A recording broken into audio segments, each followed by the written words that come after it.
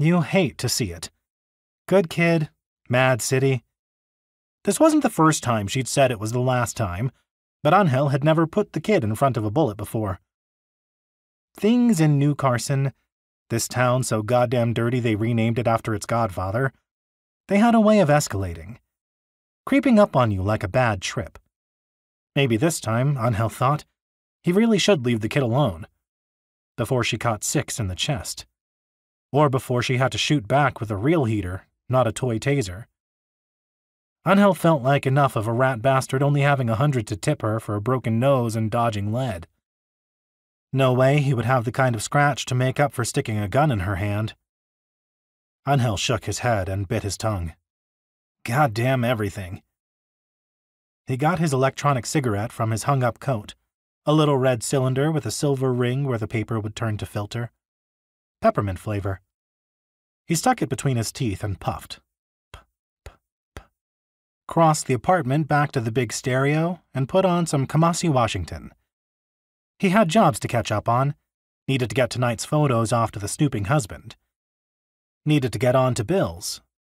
That tip he'd given the kid was coming out of his fun fund for seeing old movies down at the art house place under the ailing public library. They needed the money as bad as he did. His hand hurt like a son of a bitch. With a grimace, he looked at the thing, wrapped in cheap bandages.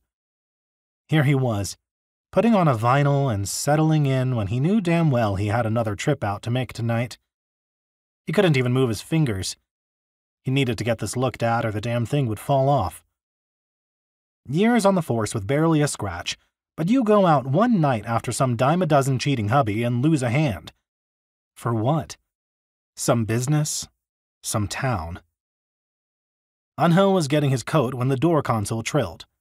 He put the jacket back on the hook and turned on the visitor screen.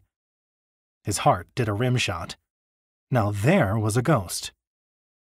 Angel opened the door, and there she was. 6 years had been damn kind to her. No wrinkles in her olive skin, no trace of gray in her brassy hair. She was wearing her favorite scarf, that fuzzy burgundy and gray number that Angel used to joke she'd wear to bed if she could. And then one time she did, just to give him a hard time right back. "Oh, I'm sorry. I have the wrong place," she stammered. "I'm sorry." Nah, it's me," said Angel. "Hey, Glory." She stiffened. She turned her head in suspicion. Angel half smiled, leaning against the doorframe.